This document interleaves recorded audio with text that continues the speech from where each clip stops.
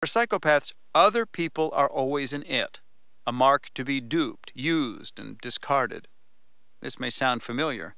Some argue that the dark triad actually describes different points along the same continuum, from healthy narcissism to psychopathy. Indeed, the mock and the psychopath seem particularly similar, and some argue that the mock represents the subclinical or non-imprisoned version of the psychopath. The main test for psychopathy includes a measure of Machiavellian egocentricity, such as agreeing with statements like, "I always look out for my own interests before worrying about those of the other guy." But unlike mocks and narcissists, psychopaths feel virtually no anxiety. Fear seems unknown to them. In assessments, they disagree with statements like, "Making a parachute jump would really frighten me." They seem immune to stress, remaining calm in situations that would make other people panic. The absence of apprehension in psychopaths has been found repeatedly in experiments where people wait to receive an electric shock. Ordinarily, people waiting to be shocked show high levels of sweating and a quickened heart rate, autonomic indicators of anxiety, but psychopaths do not. This cool-headedness means that psychopaths can be dangerous in ways rarely seen in mocks or narcissists. Because psychopaths feel no anticipatory fears, staying utterly calm under even the most intense pressure, they are virtually oblivious to the threat of punishment. This indifference to consequences, that keep others law-abiding, makes psychopaths the most likely candidates for prison among the dark triad. When it comes to empathy, psychopaths have none. They even have difficulty recognizing fear or sadness on people's faces or in their voices.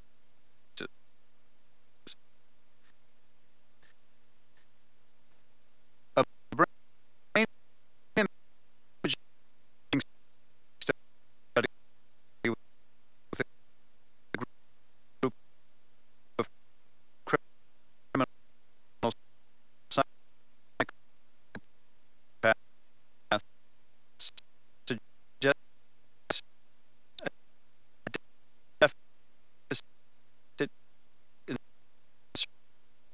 circuitry centering on the amygdala.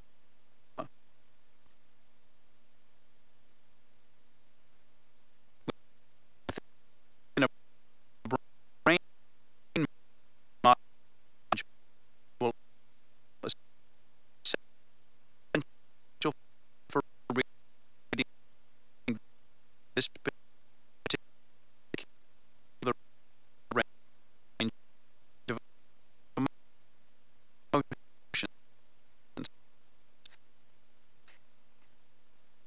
and deficits in the prefrontal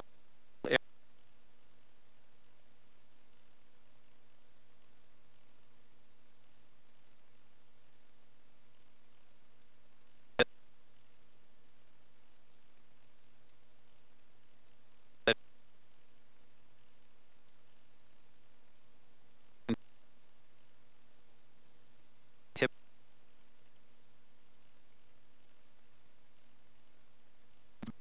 appears truly unfeeling because they are literally numb in the face of distress, lacking the very radar for detecting human agony. Like mocks, psychopaths can be adept at social cognition, learning to get inside someone's head to surmise their thoughts and feelings so they can push all the right buttons. They can be socially smooth, believing that even when others are upset with me, I can usually win them over with my charm. Some criminal psychopaths make a point of reading self-help books to better learn how to manipulate their targets, something like a paint-by-numbers approach to getting what they want. Some people now use the term successful psychopaths for those who have been involved in theft, drug dealing, violent crimes, and the like, but have never been convicted or arrested for those acts. Their criminality, in combination with that classic pattern of glib, superficial charm, pathological lying, and a history of impulsivity, earns them the status of psychopath. They are successful, this theory holds, because although they have the same reckless tendencies as other psychopaths, they react more anxiously to anticipated threats. Their greater apprehension leads to a bit of caution, which makes them less likely to end up in prison. Even as children, many psychopaths displayed cold-heartedness. At an early age, the tender, caring emotional range seems to have been missing altogether from their inner world. For most children, seeing another child get angry, scared, or sad disturbs them too, so they try to help them feel better. But budding psychopaths fail to perceive others' emotional pain, and so do not apply any inner brakes on their own meanness or cruelty. Torture of animals is a childhood precursor of psychopathy in adults. Other warning signs include bullying and intimidation, picking fights, forcing sex, setting fires, and other crimes against property and people. If we regard someone as merely an object, then we can more easily mistreat them, abuse them, or worse. Such callousness finds an apex in criminal psychopaths like the serial killer, or habitual victimizers like child molesters. Their cold-bloodedness signals how morbidly confused they are when it comes to empathizing with their victims' distress. One jailed serial rapist even said of his victim's terror, "I don't really understand it. I've been frightened myself, and it wasn't unpleasant." Moral prods. It was the final minutes of a close game that would decide which college's basketball team got to the playoffs. In the heat of the moment, Temple University coach John Chaney resorted to desperate measures. Chaney sent in a 6'3", 200 moral prods. It was the final minutes of a close game that would decide which college's basketball team got to the playoffs. In the heat of the moment, Temple University coach John Chaney resorted to desperate measures. Chaney sent in a 6'3", 250-pound giant with orders to commit hard fouls, hurt players on the other team. One of those fouls sent an opposition player to the hospital with a broken arm, sidelining him for the rest of the season. That's when Chaney himself committed a singular act. He suspended himself from coaching. Then, he called the injured player and his parents to apologize, offering to pay the hospital bills. As Chaney told one reporter, "I feel very contrite," and another, "I'm very, very remorseful." Remorse, like Chaney's, is the key distinction between the dark triad and others who commit reprehensible acts. Remorse and shame, and their close cousins embarrassment, guilt, and pride, are social or moral emotions. Members of the dark triad experience these prods to ethical action in only stunted ways, if at all. Social emotions presuppose the presence of empathy to sense how our behavior will be experienced by others. They act as inner police, keeping what we do and say in line with the interpersonal harmony of a given situation. Pride is a social emotion because it encourages us to do what others will laud, while shame and guilt keep us in line by serving as internal punishments for social misdemeanors. Embarrassment, of course, is triggered when we violate some social convention, whether by being too intimate, by lacking poise, or by doing or saying the wrong thing. Thus, the mortification of a gentleman who gave an unsparing critique of an actress's performance to a man he just met at a party, only to learn that the actress was the man's wife. Social emotions can also serve to repair such missteps. When someone shows signs of embarrassment, like blushing, others can perceive that she regrets her misstep. They may interpret her embarrassment as indicating a desire to make amends. One study found that when someone who knocks over a supermarket display seems mortified, the people nearby feel far more forgiving than when the culprit appears to be indifferent. The brain basis of social emotions has been studied in neurological patients prone to faux pas, inappropriate self-revelations, and other violations of interpersonal codes. These patients, who turn out to have lesions in the orbitofrontal area, are legendary for their social recklessness and gaffes. Some neurologists theorize these patients are no longer able to detect expressions of disapproval or dismay, and so miss how others are reacting to them. Others see their social lapses as due to the lack of inner emotional signals that would keep their behavior on track. The basic emotions of anger, fear, and joy are all hardwired into the brain at birth or soon afterward. But social emotions require self-consciousness, a capacity that begins to emerge in the second year of life as a child's orbital frontal region grows more mature. At around 14 months, babies start recognizing themselves in a mirror. This recognition of oneself as a unique entity brings the reciprocal understanding that other people are separate too, and the ability to feel mortified about what others may think of us. Before age 2, a toddler remains blessedly oblivious to how others might judge her, and so feels no embarrassment about, say, dirtying her diapers. But as the realization dawns that she is a separate person, someone others can notice, she has all the ingredients for feeling embarrassed, typically a child's first social emotion. It requires her to be aware not only of how others feel about her, but of how she ought to feel in turn. This heightened social consciousness signals not just her emerging empathy, but also her emerging abilities for comparisons, categorizing, and grasping social niceties. Another kind of social emotion moves us to punish others who do wrong, even when there is a risk or cost to us. In altruistic anger, one person punishes another's violation of a social norm, such as abusing trust, even when they are not the victim. This righteous anger seems to activate a reward center in the brain so that enforcing norms by punishing violators, how dare he cut in line, gives us a satisfying feeling. Social emotions operate as a de facto moral compass. We feel shame, for instance, when others become aware of a wrong we have done. When we feel guilt, on the other hand, it stays private, arising as the feeling of remorse when we realize we have done something amiss. Guilty feelings can sometimes spur people to rectify their wrongs, while shame more often leads to defensiveness. Shame has the consequences of social rejection, while guilt may lead to atonement.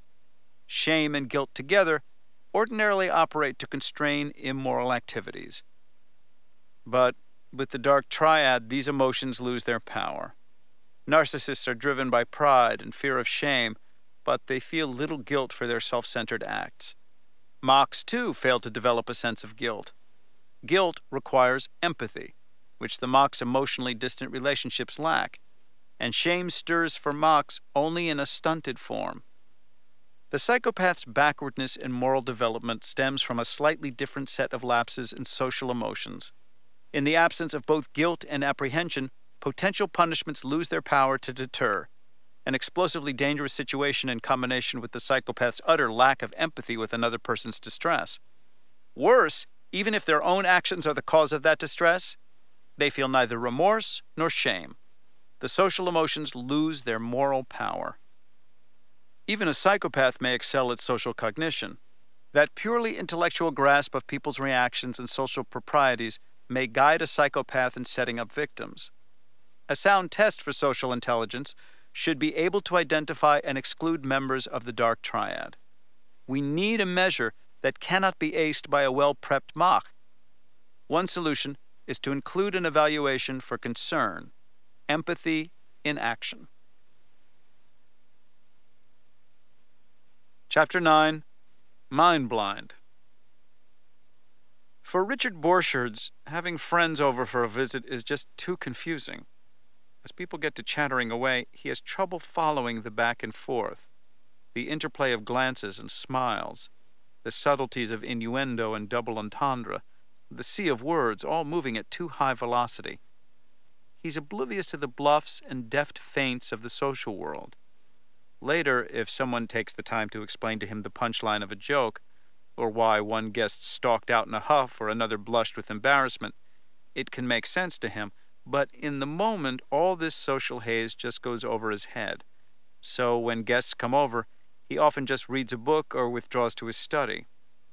Yet Borchards is a genius, winner of the Fields Medal, the equivalent in mathematics of the Nobel Prize. His fellow mathematicians at Cambridge University hold him in awe, and most of them barely understand the specifics of his theories, so rarefied is his field. Despite his social inabilities, Borchards has found success. When Borchards commented in a newspaper interview that he suspected he might have Asperger's syndrome, the subclinical version of autism, Simon Baron-Cohen, head of the Autism Research Center right there at Cambridge, contacted him. Baron-Cohen then described in great detail the hallmarks of the syndrome to Borchards, whose matter-of-fact response was, "That's me." The math prodigy has offered himself up as Exhibit A in research on Asperger's. For Borchards, communication is purely functional. Find out what you need from someone and forget the small talk, let alone telling them what you're feeling or finding out how they're doing. Borchards shuns the telephone. Though he can explain the physics of how it works, the social bit confuses him. He restricts his email to the bare basics of work-related information. When he goes from place to place, he runs, even when someone else has been walking along with him. Though he realizes other people sometimes think him rude, he sees nothing odd in his social habits. All of this, for Baron-Cohen, bespeaks a classic case of Asperger's, and when Borchards took standard tests for the syndrome, he fit the profile well.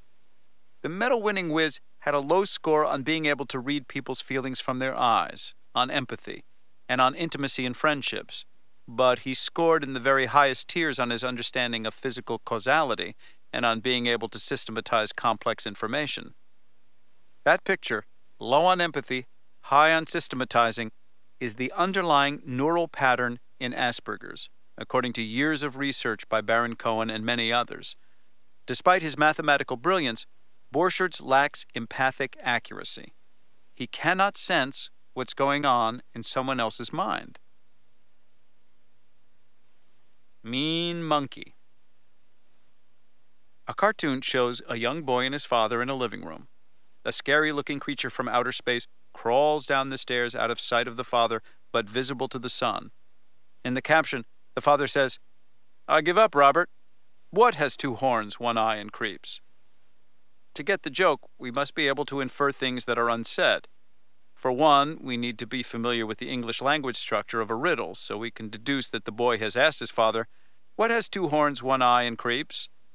More to the point, we need to be able to read two minds, the boy's and the father's, to understand what the boy knows and contrast that with what the father does not yet realize, and so anticipate the shock he will soon feel.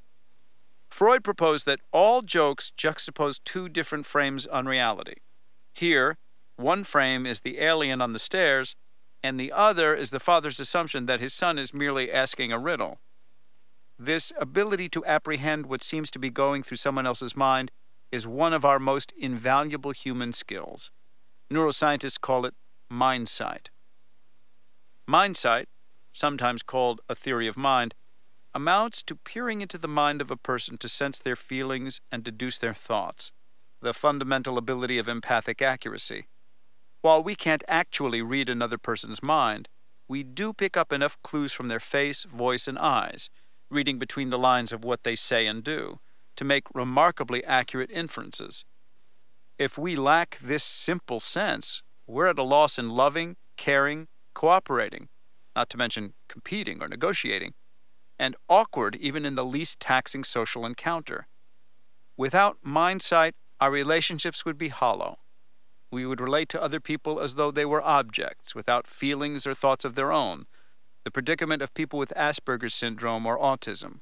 We would be mind-blind. Mindsight develops steadily over the first several years of a child's life. Each landmark in the development of empathy moves a child closer to understanding how other people are feeling or thinking or what their intentions might be. Mindsight dawns in stages as a child matures, starting with the simplest self-recognition and developing into sophisticated social awareness. I know that she likes him. Consider the following well-established tests used in experiments on mindsight to chart a child's progress. At about 18 months, place a large mark on a baby's forehead, then have her look in a mirror.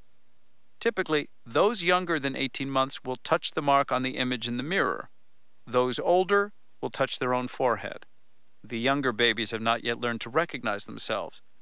Social awareness requires we have a sense of self, distinguishing us from others. Offer a child around 18 months old 2 different snacks, such as crackers or apple slices. Watch which one the child prefers. Let the child observe you taste each of the snacks, as you exhibit clear disgust at the child's choice and show a strong preference for the opposite choice. Then place the child's hand between the two snacks and ask, "Can you give me one?"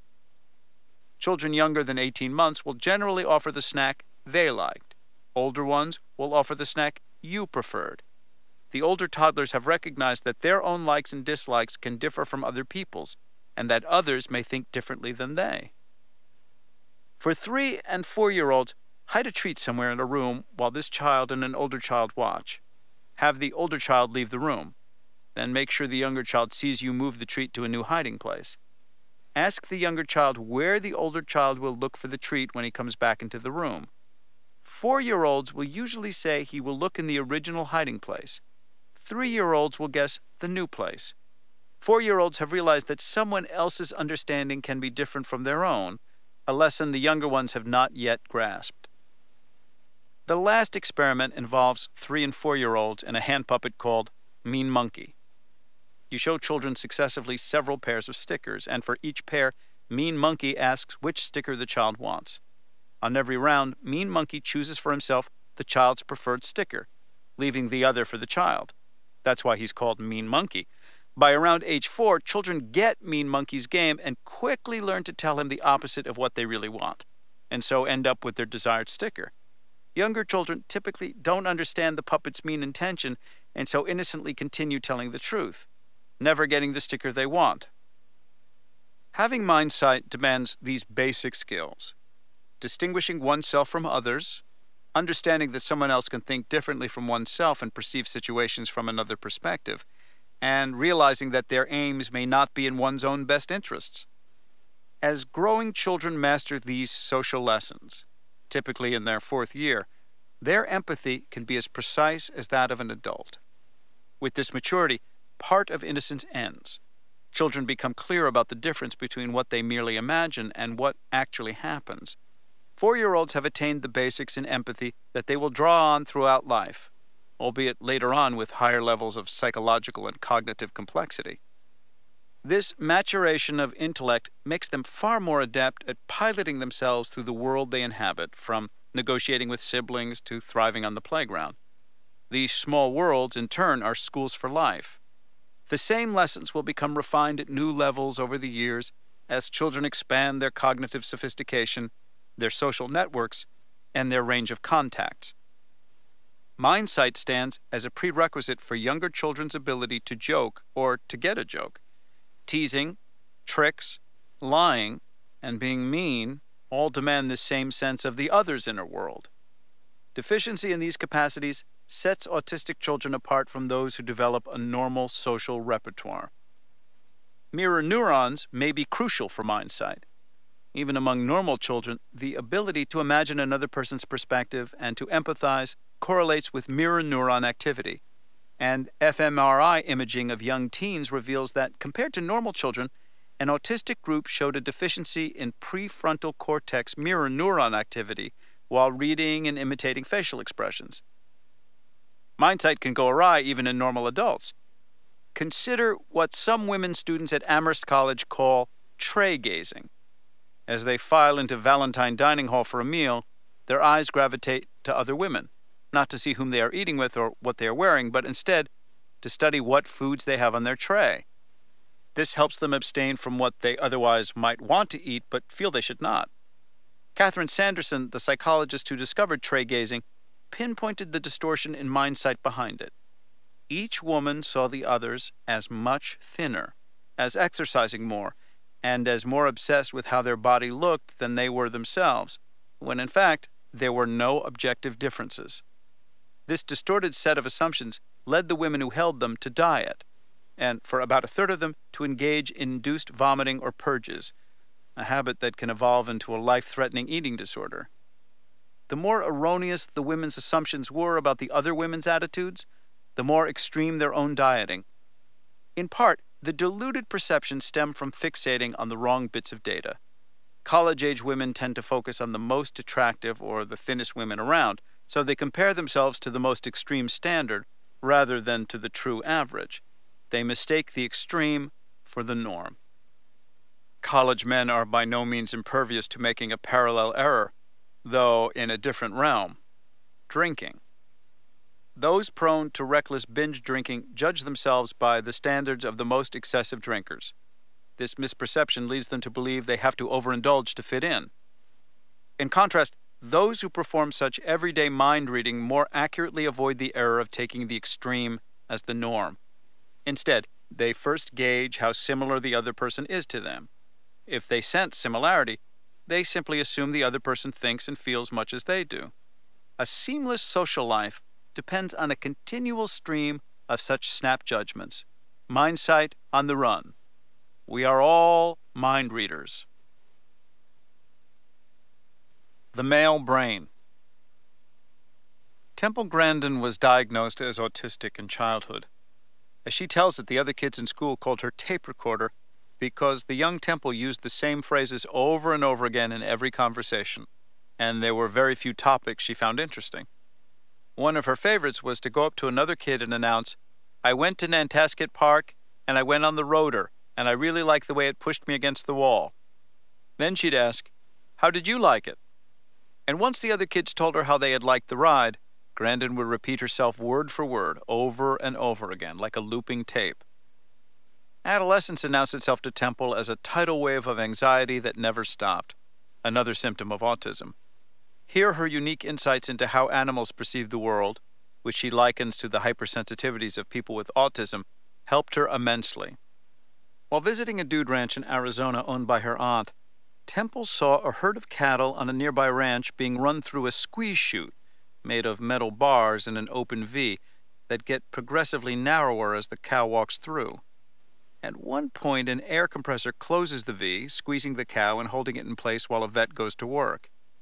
Instead of being scared by the squeeze, cows calm down while in its tight grasp.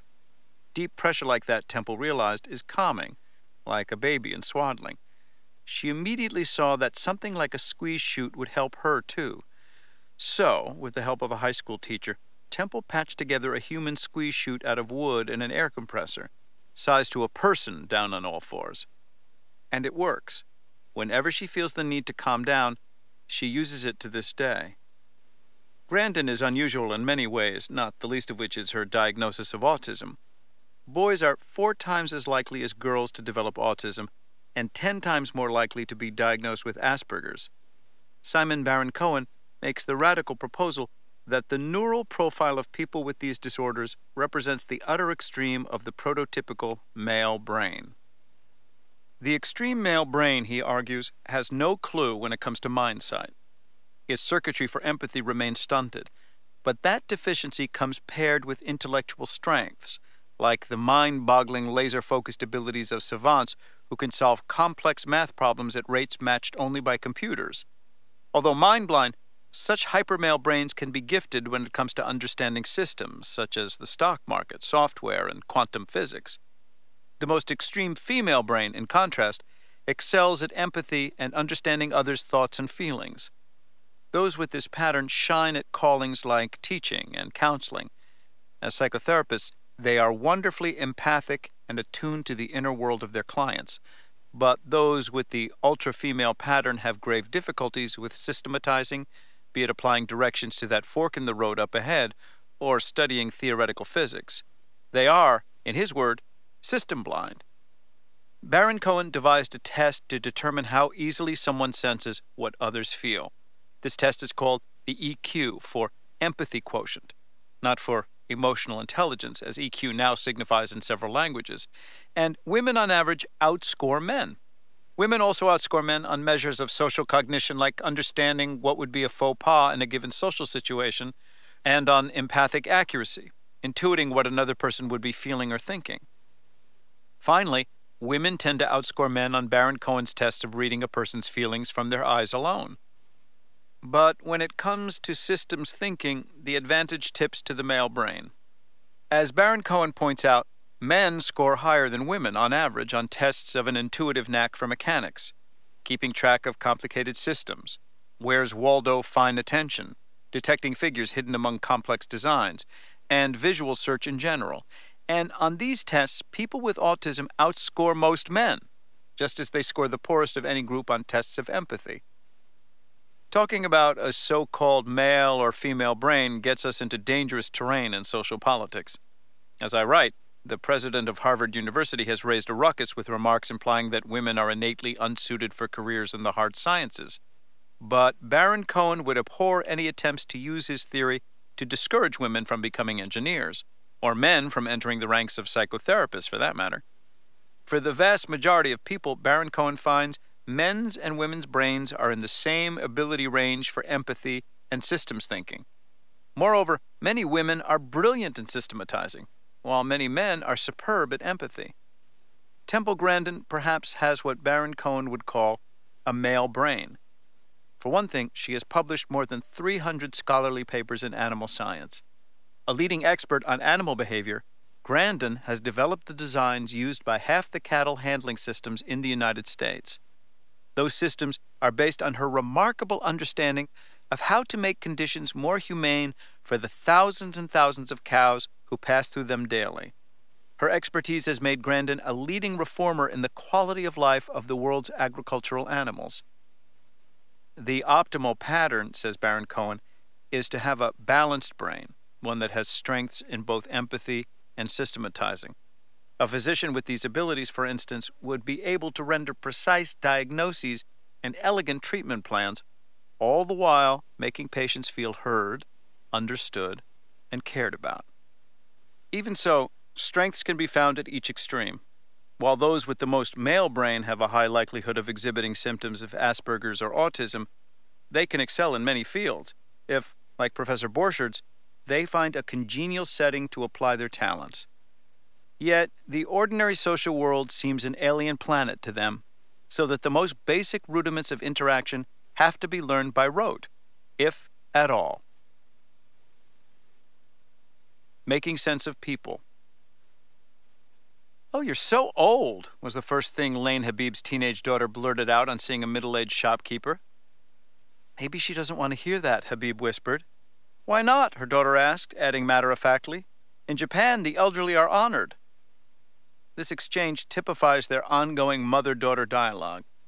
Habib spends a lot of time coaching her daughter about the implicit social rules that keep interaction smooth. Like Richard Borchards, her daughter has Asperger's syndrome and so has little grasp of such niceties.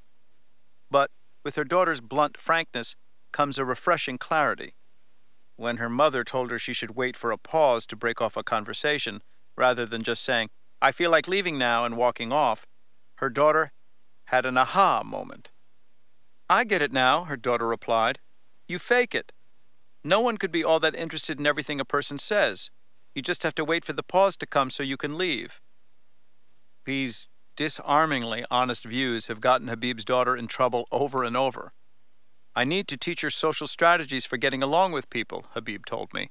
"She needs to learn the little white lies to use so as not to hurt a person's feelings." Habib, who teaches social skills to groups of children with special needs like her daughter, says mastering these rudiments helps them join the world.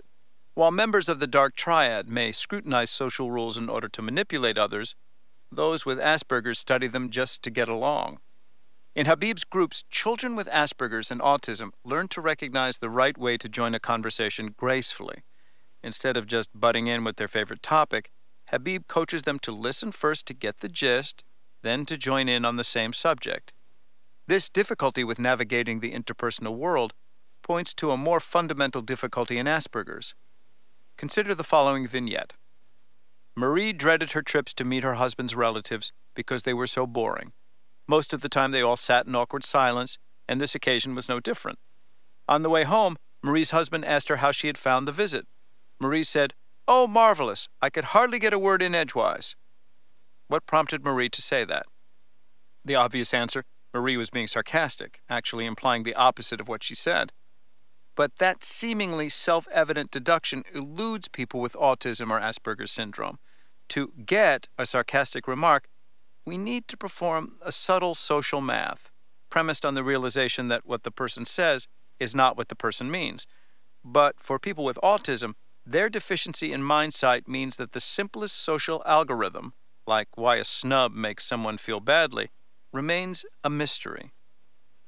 Brain scans of people with autism have found inactivity in a region known as the fusiform gyrus face area while looking at a person's face. The facial fusiform area registers not just faces, but whatever else we are most familiar with or fascinated by. In bird watchers, this means the fusiform area lights up when a cardinal flies by. In auto enthusiasts, when a BMW drives up. For autistic people, however, this area fails to activate when they look at a face, even the faces of their family. But it does activate while they are looking at whatever happens to fascinate them, such as the numbers in a phone directory. A simple rule of thumb has emerged in studies of those with autism. The less activation in the brain's face-reading area while they look at someone, the greater their interpersonal difficulties.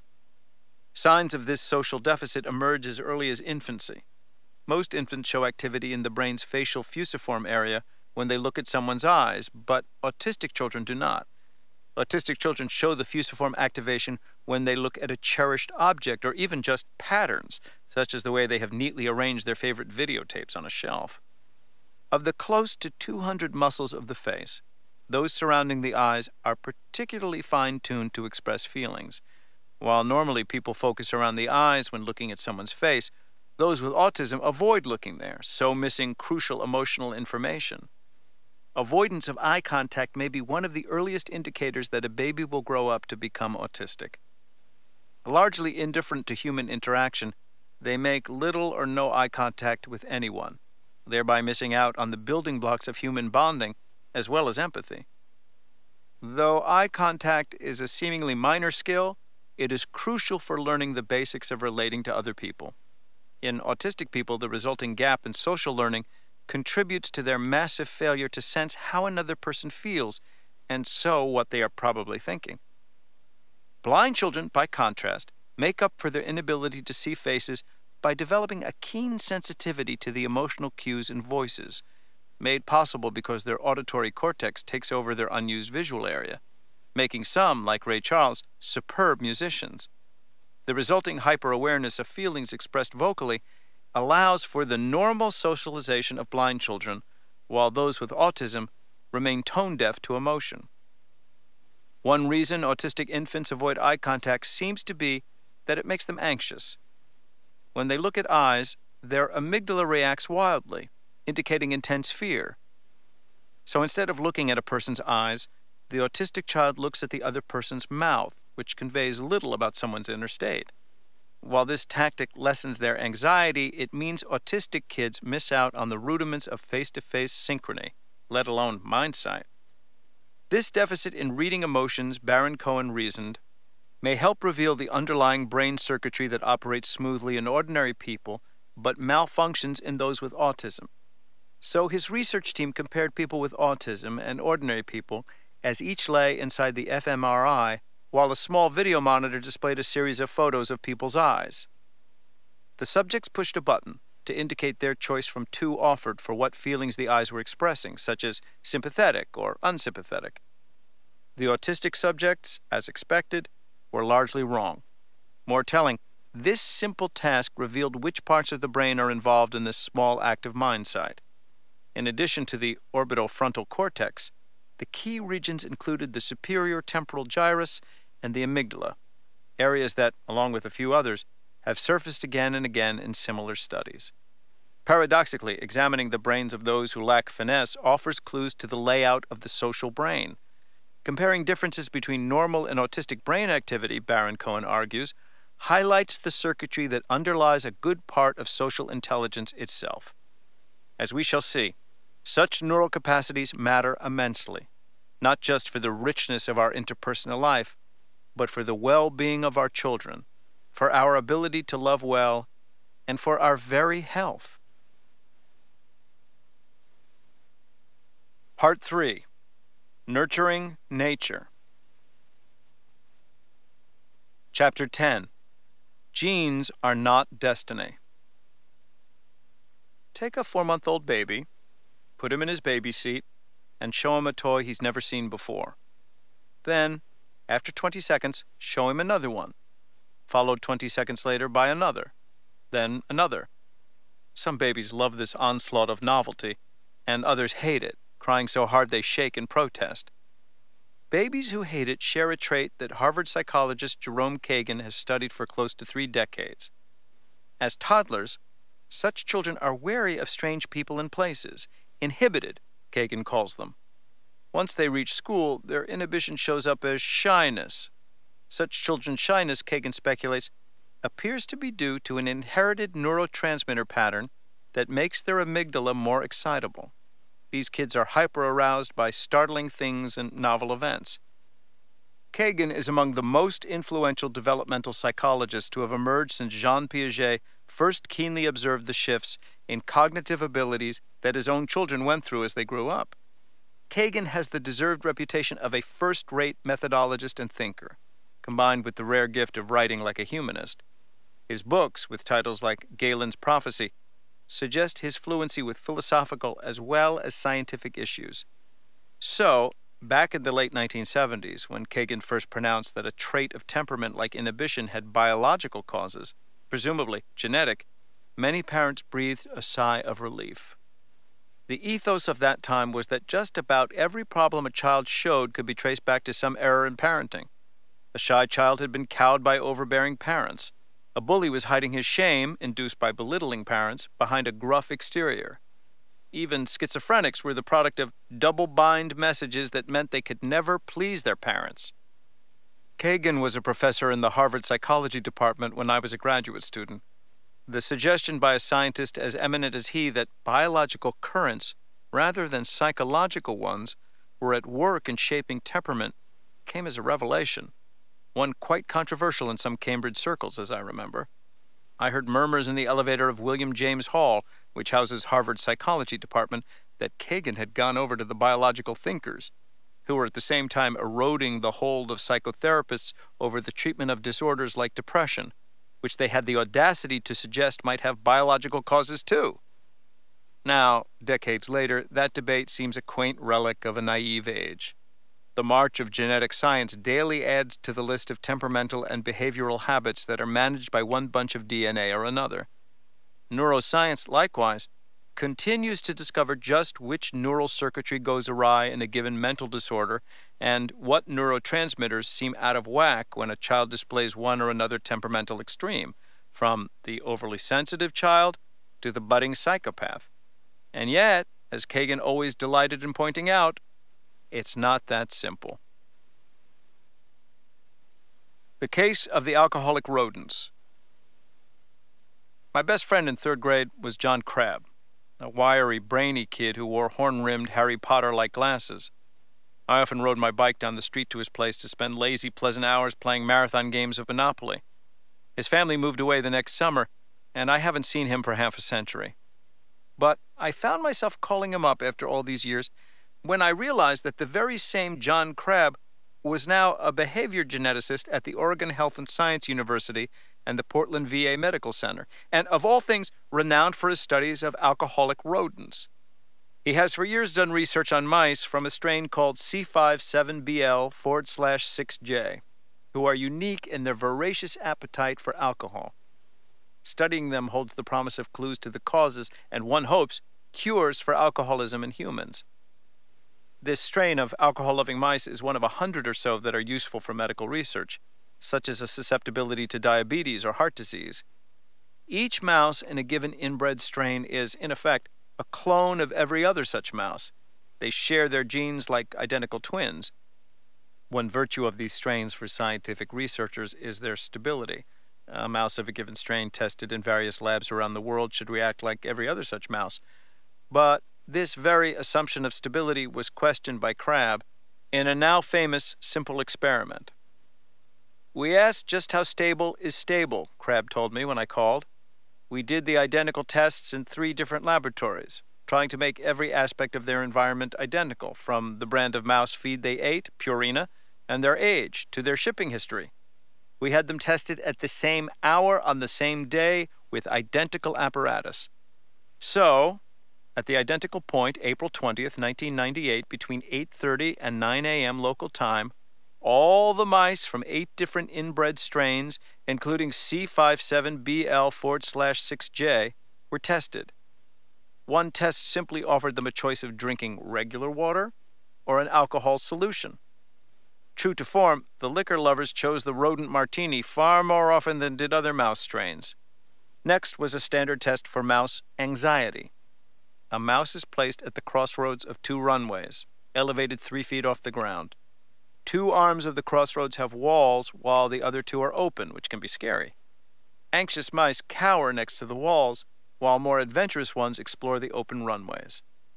To the great surprise of those who believe that genes alone determine behavior, however, within a given strain, some decided differences on the anxiety test were found from lab to lab. For example, the strain BALB/CBYJ was very anxious in Portland, but quite adventurous in Albany. As Crabb noted, if genes were all, you'd expect to find no differences whatever. What could have caused the differences? Certain variables were beyond control from lab to lab, like the humidity and the water the mice drank, and perhaps most important, the people who handled them. One research assistant, for example, was allergic to mice and wore a respirator while holding them. Some people are confident and skilled at handling mice, while others are anxious or too rough, Crabb told me. My bet is that mice can read the emotional state of the person handling them, and that state in turn has an impact on the mouse's behavior. His study, featured in the prestigious journal Science, aroused a storm of debate among neuroscientists. They had to grapple with the disturbing news that minor differences from one laboratory to another, such as how the mice were handled, created disparities in how the mice behaved, which implied a difference in how the identical genes acted. Crabb's experiment, together with similar findings from other labs, suggests that genes are more dynamic than most people, and science for more than a century, have assumed. It's not just which genes we are born with, but their expression that matters. To understand how our genes operate, we must appreciate the difference between possessing a given gene and the degree to which that gene expresses its signature proteins. In gene expression, essentially, a bit of DNA makes RNA, which in turn creates a protein that makes something happen in our biology. Of the 30,000 or so genes in the human body, some are expressed only during embryonic development, then shut off forever. Others turn on and off constantly. Some express themselves only in the liver, others only in the brain. Crabb's finding stands as a landmark in epigenetics, the study of ways the experiences we undergo change how our genes operate, without altering our DNA sequence an iota. Only when a gene directs the synthesis of RNA does it actually make a practical difference in the body. Epigenetics shows how our environment, translated into the immediate chemical surround of a given cell, programs our genes in ways that determine just how active they will be. Research in epigenetics has identified many of the biological mechanisms that control gene expression. One of them, involving the methyl molecule, not only turns genes on or off, but also tones down or speeds up their activity. Methyl activity likewise helps determine where in the brain the more than 100 billion neurons end up, and which other neurons their 10,000 connections will link to. The methyl molecule sculpts the body, including the brain. Such insights put to rest the century-old debate on nature versus nurture. Do our genes or our experiences determine who we become? That debate turns out to be pointless, based on the fallacy that our genes and our environment are independent of each other. It's like arguing over which contributes more to the area of a rectangle, the length or the width. Simply possessing a given gene does not tell the whole story about its biological value. For example, the food we eat contains hundreds of substances that regulate a host of genes, turning them on and off like flickering Christmas tree lights. If we eat the wrong foods over a period of years, we can activate a combination of genes that will result in the clogged arteries of heart disease. On the other hand, a bite of broccoli offers a dose of vitamin B6, which spurs the tryptophan hydroxylase gene to produce the amino acid L-tryptophan, which helps synthesize dopamine, a neurotransmitter that stabilizes mood, among other functions. It is biologically impossible for a gene to operate independently of its environment. Genes are designed to be regulated by signals from their immediate surround, including hormones from the endocrine system and neurotransmitters in the brain, some of which in turn are profoundly influenced by our social interactions. Just as our diet regulates certain genes, our social experiences also determine a distinct batch of such genomic on-off switches. Our genes, then, are not sufficient in themselves to produce an optimally operating nervous system. Raising a secure child, or an empathic one, in this view, requires not just a necessary set of genes, but also sufficient parenting or other apt social experiences. As we'll see, only this combination ensures that the right genes will operate in the best way. From this perspective, parenting exemplifies what we might call social epigenetics. Social epigenetics is part of the next frontier in genomics, says Crabb. The new technical challenge involves factoring in the impact of environment on differences in gene expression. It's another blow against the naive view of genetic determinism, that our experiences don't matter, that genes are all. Genes need expression. James Watson, who won the Nobel Prize for his seminal discovery with Francis Crick of the double helix design of DNA, admits to having a hair-trigger temper. But, he adds, he also gets over his anger quickly. That rapid recovery, he observes, stands towards the better end of the spectrum of how genes associated with aggression can operate. The gene in question helps inhibit anger and can operate in two ways. In one, the weaker, the gene expresses extra small amounts of the enzyme that controls aggression, and so the person angers easily, stays much angrier than most, and will be more prone to violence. People at that extreme can readily end up in prison. In the other form, the gene expresses lots of its enzymes, so, like Watson, the person may get angry but will recover quickly. Having the second pattern of gene expression makes life a bit more pleasant so that irritating moments don't linger too long. Some people with that pattern apparently can win the Nobel Prize. If a gene never expresses the proteins that could direct the body's functioning in a given way, then we may as well not possess that gene at all. If it expresses them a small bit, then the gene will matter a little, and if the expression comes full force, then the gene matters maximally. The human brain is designed to change itself in response to accumulated experience. Possessing the consistency of butter at room temperature and locked into its bony cage, the brain is as fragile as it is complex. Part of this fragility results from an exquisite attunement to its surroundings. It had long been assumed that gene-controlling events were strictly biochemical, getting proper nutrition or, in a worse case, exposure to industrial toxins. Now, epigenetic studies are looking at how parents treat a growing child, finding ways child-rearing shapes that child's brain. A child's brain comes pre-programmed to grow, but it takes a bit more than the first 2 decades of life to finish this task, making it the last organ of the body to become anatomically mature. Over that period, all the major figures in a child's life, parents, siblings, grandparents, teachers, and friends, can become active ingredients in brain growth, creating a social and emotional mix that drives neural development. Like a plant adapting to rich or to depleted soil, a child's brain shapes itself to fit its social ecology, particularly the emotional climate fostered by the main people in her life.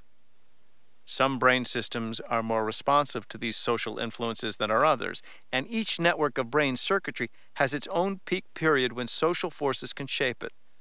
Some of the most profound impacts seem to occur during the first 2 years of life, a period when the brain undergoes its biggest growth spurt, from a puny 400 grams at birth to a robust 1,000 grams at 24 months, on the way to an average of 1,400 grams in adulthood. From this stage on, critical personal experiences in our lives seem to set biological rheostats that fix the level of activity for genes that regulate brain function, as well as other biological systems. Social epigenetics expands the spectrum of what regulates certain genes to include relationships. Adoption can be seen as a unique natural experiment in which we may evaluate the impact of the adoptive parent's influences on a child's genes. One study of belligerence in adopted children compared the family atmosphere fostered by their biological parents with that of their adopted families. When children who were born into families with a history of aggressive, belligerent violence were adopted by peaceable families, just 13% of the adoptees displayed antisocial traits as they grew up. But when such children were adopted into bad homes, families where aggression had free reign, 45% went on to become violent themselves. Family life seems to alter the activity of genes not just for aggression, but for a vast number of other traits. One dominant influence seems to be how much nurturing love, or cold neglect a youngster receives. Michael Meany, a neuroscientist at McGill University in Montreal, is passionate about the implications of epigenetics for human connection. Meany, slight of build and a charming speaker, shows scientific guts in his readiness to draw conclusions for the human case from his elaborate studies of lab mice. Meany has discovered, at least for mice, a vital way that parenting can change the very chemistry of a youngster's genes. His research identifies a singular window in development, the first 12 hours after a rodent's birth, during which a crucial methyl process occurs. How much a mother rat licks and grooms her pups during this window actually determines how brain chemicals that respond to stress will be made in that pup's brain for the rest of its life. The more nurturing the mother, the more quick-witted, confident, and fearless the pup will become. The less nurturing she is, the slower to learn and more overwhelmed by threats the pup will be. Just as telling, the mother's level of licking and grooming determines how much a female pup, in turn, will lick and groom her own pups one day. The pups born to devoted mothers who lick and groom the most grew up to have denser connections between their brain cells, particularly the hippocampus, the seat of memory and learning. These pups were especially clever at a key rodent skill, finding their way around a physical layout. Moreover, they were less upset by life's stresses and were more able to recover from a stress reaction when they had one. The offspring of less nurturing and inattentive mothers, on the other hand, ended up with less dense connections between neurons. They scored poorly on solving mazes, the IQ test equivalent for mice. For rat pups, the greatest neural setback occurs if they are completely separated from their mothers while still young. This crisis flips off protective genes, leaving them vulnerable to a biochemical chain reaction that floods their brains with toxic stress-triggered molecules. Such young rodents grow up to be easily frightened and startled. The human equivalents of licking and grooming seem to be empathy, attunement, and touch. If Meany's work translates to humans, as he suspects it does, then how our parents treated us has left its genetic imprint over and above the set of DNA they passed down to us, and how we treat our children will, in turn, set levels of activity in their genes. This finding suggests that small, caring acts of parenthood can matter in lasting ways, and that relationships have a hand in guiding the brain's continuing redesign. The nature-nurture puzzle. It's all very easy to talk about epigenetics when you're dealing with genetically hybrid mice in meticulously controlled laboratories, but just try to sort it out in the messy human world. That was the daunting challenge undertaken in the massive study led by David Rice at George Washington University. Rice, famed for his astute research on family dynamics, teamed with Mavis Hetherington, an expert on step families, and Robert Plomin, a leader in behavior genetics. The gold standard for studies of nature versus nurture has been to compare children who are adopted with those raised by their biological parents. This lets researchers assess how much a trait such as aggression seems due to influences from the family and how much to biology alone. In the 1980s, Plomin had startled the scientific world with his data from studies of adopted twins showing what portion of a trait or ability was due to genes and what to the way a child was raised. A teenager's scholastic ability is about 60% due to genes, he asserted, while the sense of self-worth is only about 30% genetic, and morality but 25%. But Plomin and others using his method came under scientific fire because they typically assessed impacts only in a limited range of families, mainly those where twins were raised by biological parents compared with those raised by step-parents. So the Rice group resolved to include many more variations on step families, working far greater specificity into the equation. Their rigorous design demanded that they find 720 pairs of teenagers representing the entire range of genetic closeness, from identical twins to several varieties of step-siblings. The group combed the nation to recruit families with just 2 teenage children in any of 6 specific configurations. Finding families with identical and fraternal twins, the standard procedure in their field, was no problem. Harder to find, however, were families where each parent had been previously divorced and brought only one teenager to the new step-family. Harder still, the step-parents had to have been married for at least 5 years. After the excruciating search to find and recruit just the right families, the researchers spent years analyzing the resulting vast mass of data. Then came more frustrations. Some were due to an unexpected finding. Every child experiences the very same family in sharply idiosyncratic ways. Studies of twins reared apart have taken for granted that every child in a given family experiences it alike. But the Rice Group research, like crabs with lab mice genetics, blew that assumption to bits. Consider an older sibling versus a younger one. From birth, the older one has no rival for her parents' love and attention. Then the younger one comes along. From day one, the younger child needs to develop stratagems to compete for parental time and affection. Children vie to be unique, which results in their being treated differently. So much for the one family, one environment school of thought. Even worse, these unique-to-one-child aspects of family life turned out to have great power in determining a child's temperament above and beyond any genetic influences. So the way a child defines her unique niche in the family can follow any of countless modes, making them epigenetic wildcards. Moreover, although parents have some impact on a child's temperament, they are not the only ones.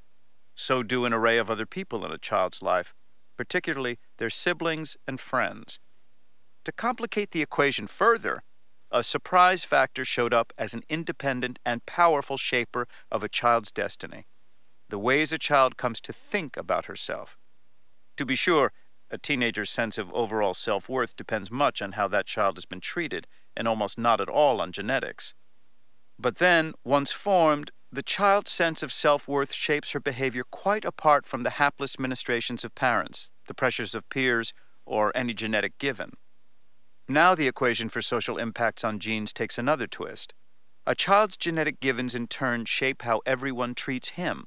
While parents naturally cuddle with babies who flirt and hug back, testy or indifferent babies get less cuddling. In the worst case, when a child's genetics lead him to be irritable, aggressive, and difficult, parents tend to respond in kind, with harsh discipline, tough talk, and their own criticism and anger. That root worsens the child's difficult side, which in turn evokes more of the parent's negativity in a vicious spiral. The warmth of a child's parents, or how limits are set, or myriad other ways a family operates, the researchers concluded, help set the expression of many genes. But in addition, a bossy sibling or screwy buddy both have their impact. The old, once seemingly clear distinction between the aspects of a child's behavior that stem from genetics and those that derive from her social world blurs substantially. In the end, after all those millions of research dollars spent and the exhausting search for just the right families, the Rice Group yielded fewer specifics of the myriad complex interactions between family life and genes than they did puzzles yet to solve. It appears too early in the science to track every epigenetic pathway in the chaotic fog of family life. Even so, from this mist, a few crystal-clear bits of data are emerging. One suggests the power of life experiences to alter genetic givens in behavior. Forging neural trails. The late hypnotherapist Milton Erickson used to tell about growing up in a tiny town in Nevada early in the 20th century. Winters there were quite severe, and one of his delights was to wake up and find that it had snowed during the night. On such days, young Milton would rush to get ready for school, to be sure that he was the first one to make a path through the snow to the schoolhouse. Then he would intentionally take a circuitous zigzag route, his boots the first to plow a path through the new-fallen snow. No matter how many twists and turns he made in the path, inevitably the next kid would follow this route of least resistance, and the next after that. By the end of the day, it would have become a fixed route, the invariable track everyone followed. Erickson used the tale as a metaphor for how habits are formed, but his story of that first track through the snow and the repeated traversing that followed also offers an apt model for how neural pathways are laid down in the brain. The first connections made in a neural circuit become strengthened each time the same sequence gets followed, until the pathways become so strong that they are the automatic route, and a new circuit has been put in place. Because the human brain packs so much circuitry in so little space, it creates continuous pressure to extinguish connections the brain no longer needs, to make space for those it must have. The adage, use it or lose it refers to this ruthless neural Darwinism, where brain circuits vie with one another to survive. Those neurons we lose are pruned, disappearing like twigs cut from a tree. Like the mound of clay a sculptor starts with, the brain generates more material than it needs to take its final shape. Over the course of childhood and the teen years, the brain will selectively lose half those overabundant neurons, keeping the ones that are used and dropping those that are neglected, as the child's life experiences, including relationships, sculpt its brain. In addition to determining what connections are preserved, our relationships help shape our brain by guiding the connections made by new neurons. Here, too, old assumptions in neuroscience crumble. Even today, some students are taught that once we are born, the brain cannot manufacture new cells. This theory has now been soundly disproven. In fact, we know that the brain and spinal cord contain stem cells that turn into new neurons at the rate of thousands a day. The pace of neuron creation peaks during childhood, but continues into old age. Once a new neuron has come into being, it migrates to its position in the brain and, over the course of a month, develops to the point where it makes about 10,000 connections to other neurons dispersed throughout the brain. Over the next 4 months or so, the neuron refines its connections. Once these pathways are linked, they are locked in. As neuroscientists like to say, cells that fire together, wire together. During this 5 or 6 month period, personal experience dictates which neurons the newborn cell will connect with. The more often an experience repeats, the stronger the habit becomes, and the denser the resulting neural connectivity. Meany has found that in mice, repetitive learning speeds the rate at which new neurons integrate into circuits with other neurons. In this way, the brain continues to be redesigned as new neurons and their connections are put in place.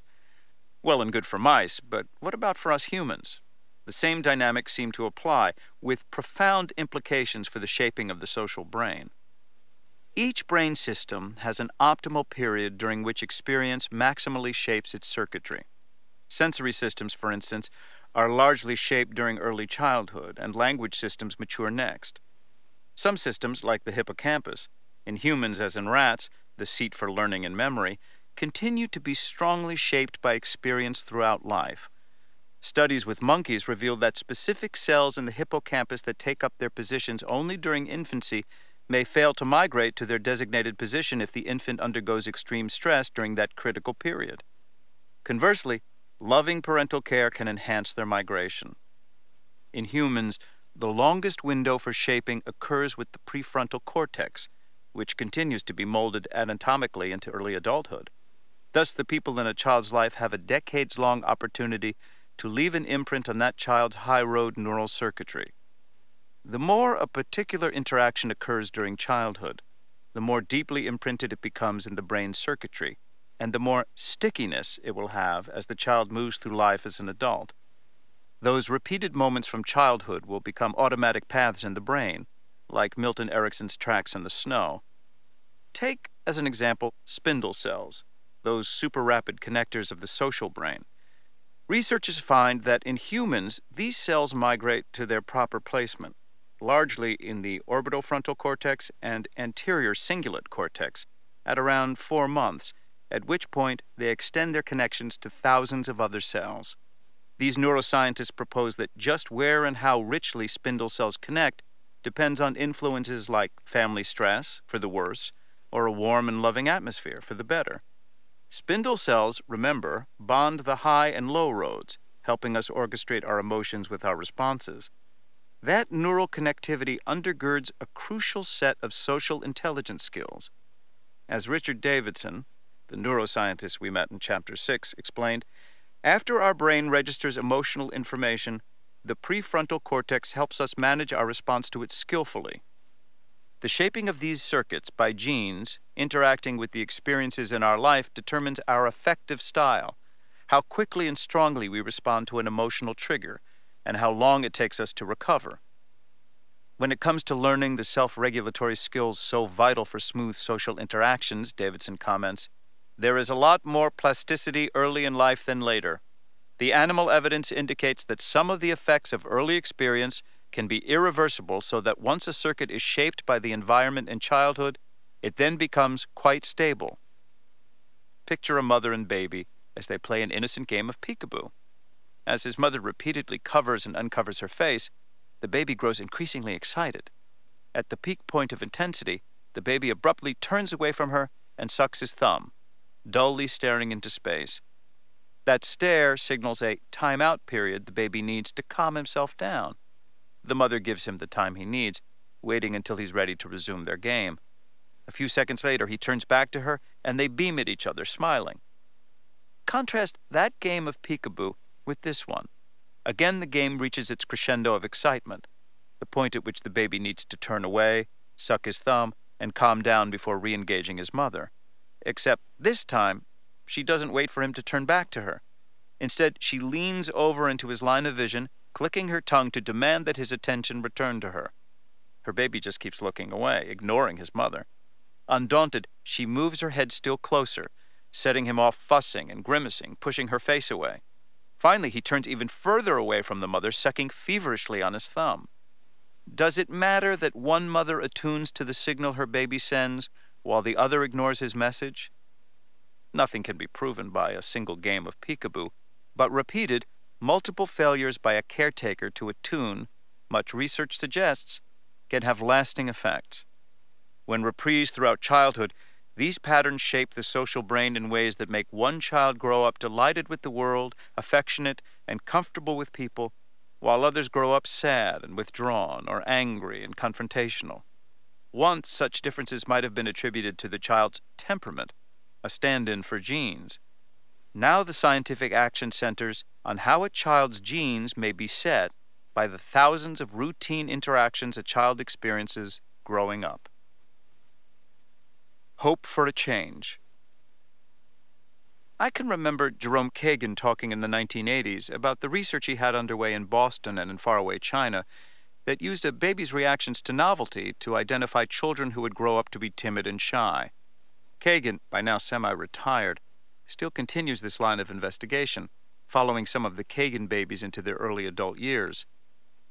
I drop in on him every few years in his old office on the top floor of William James Hall, the tallest tower on the Harvard campus. On my most recent visit, he told me about his latest finding from fMRI studies of Kagan kids. Kagan, always up to the minute in his research methods, had joined the fMRI crowd.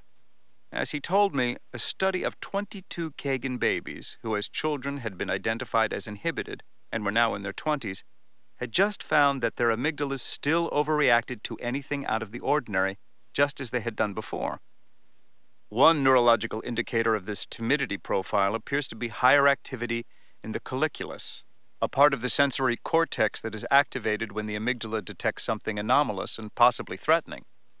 This neural circuitry triggers whenever we perceive a discrepancy, like a picture of a baby's head on a giraffe body.